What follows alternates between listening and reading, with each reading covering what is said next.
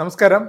ഇന്ത്യയിലേക്ക് ഒറ്റയ്ക്ക് വരുന്നതിന് US ഗവൺമെന്റ് തങ്ങളുടെ നാട്ടിലെ മാത്രം വനിതകൾക്ക് മുന്നറിയിപ്പ് നൽകിയതിന് പിന്നാലെ ഇന്ത്യയിൽ നിന്നും US-ലെത്താൻ ആഗ്രഹിക്കുന്ന ഇന്ത്യക്കാർക്ക് വലിയൊരു പാര കൂടി വെച്ചിരിക്കുകയാണ്. US-ലേക്ക് വരണമെന്ന് ആഗ്രഹമുണ്ടെങ്കിൽ സോഷ്യൽ മീഡിയ അക്കൗണ്ടുകൾ നിർബന്ധമാണ്.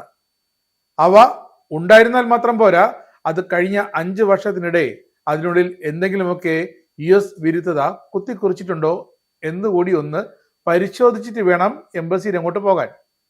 അങ്ങനെ US-ന് തോന്നുന്ന US വിരുദ്ധത വല്ലതും അതിലുണ്ടെങ്കിൽ അത് ഡിലീറ്റ് ചെയ്തിട്ട് വേണം എംബസിയുടെ പടി കിടക്കാൻ, അല്ലെങ്കിൽ പണി കിട്ടും. കഴിഞ്ഞ 5 വർഷത്തെ എല്ലാ സോഷ്യൽ മീഡിയ ഉപയോക്തൃ നാമങ്ങളും ഹാൻഡിലുകളും യൂസർ നെയിമും നിങ്ങൾ ഏതൊക്കെ ഹാൻഡിൽ ഉപയോഗിക്കുന്നു അതൊക്കെ പശ്ചാത്തല പരിശോധനയ്ക്കായി വെളിപ്പെടുത്തണമെന്ന് ഇന്ത്യയിലെ US എംബസി വ്യാഴാഴ്ചയാണ് അറിയിച്ചത്. എല്ലാ വിസ അപേക്ഷകരോടും ഈ അറിയിപ്പ് നൽകി കഴിഞ്ഞു. ഇത് ലംഘിച്ചാൽ വിസ നിരസിക്കുന്നതിനും ഭാവി വിസയ്ക്ക് അയോഗ്യത കൽപ്പിക്കുന്നതിനും കാരണമാകുമെന്നും US എംബസി മുന്നറിയിപ്പ് നൽകിയിട്ടുണ്ട്. US-ലേക്ക് വരുന്ന ഇന്ത്യ അടക്കം രാജ്യങ്ങളിലെ വിദേശ വിദ്യാർത്ഥികളുടെ വിസ അപേക്ഷ പോലും തുറന്നു നോക്കരുതെന്നും ആരെയും ഇങ്ങോട്ട് കയറ്റരുതെന്നും വൈറ്റ് ഹൗസ് 2 ആഴ്ച മുമ്പാണ് എംബസികൾക്ക് നിർദ്ദേശം നൽകിയത്. കഴിഞ്ഞ ദിവസമാണ് ആ നിർദ്ദേശം പിൻവലിച്ചത്. അതിന്റെ പുറത്താണ് ഇപ്പോൾ മറ്റൊരു പുതിയ വിചിത്രമായ നിർദ്ദേശവും.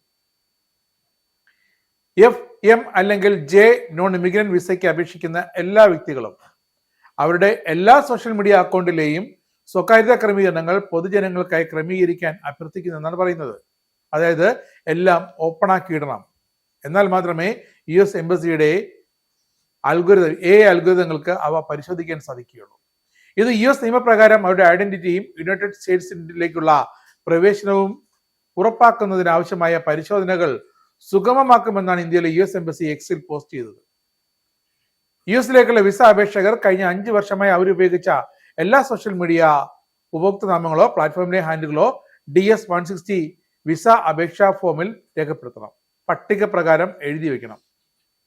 ഒപ്പിടുന്നതിനും സമർപ്പിക്കുന്നതിന് മുമ്പ് അപേക്ഷകരുടെ വിസ അപേക്ഷയിലെ വിവരങ്ങൾ സത്യവും ശരിയുമാണെന്ന് സാക്ഷ്യപ്പെടുത്തണമെന്നും എംബസി ഒന്നുകൂടി ഓർമ്മിപ്പിക്കുന്നുണ്ട്. ഈ തിങ്കളാഴ്ചയാണ് US സ്റ്റേറ്റ് ഡിപ്പാർട്ട്മെന്റ് വിദ്യാർത്ഥി വിസ അപേക്ഷക പ്രോസസ് ചെയ്യുന്നത് പുനരാരംഭിച്ചത്. ഇതിനുശേഷമാണ് പശ്ചാത്തല പരിശോധനയ്ക്കായി വിദ്യാർത്ഥി വിസ അപേക്ഷകർക്കടക്കം സോഷ്യൽ മീഡിയ അക്കൗണ്ടുകൾ പരസ്യമാക്കാൻ ഇപ്പോൾ ആവശ്യപ്പെട്ടിരിക്കുന്നത്.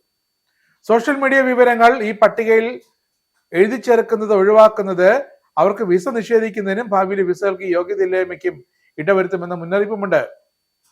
തങ്ങളുടെ വിസ നൽകൽ പ്രക്രിയയുടെ സുരക്ഷ വർദ്ധിപ്പിക്കുന്നതിനും സംവിധാനത്തിന്റെ കാര്യക്ഷമത ഉറപ്പാക്കാനുമാണ് ട്രംപ് ഭരണകൂടത്തിന്റെ തുടർച്ചയായ ശ്രമങ്ങളുടെ ഭാഗമാണ് ഈ നടപടി എന്നാണ് ന്യായീകരണം.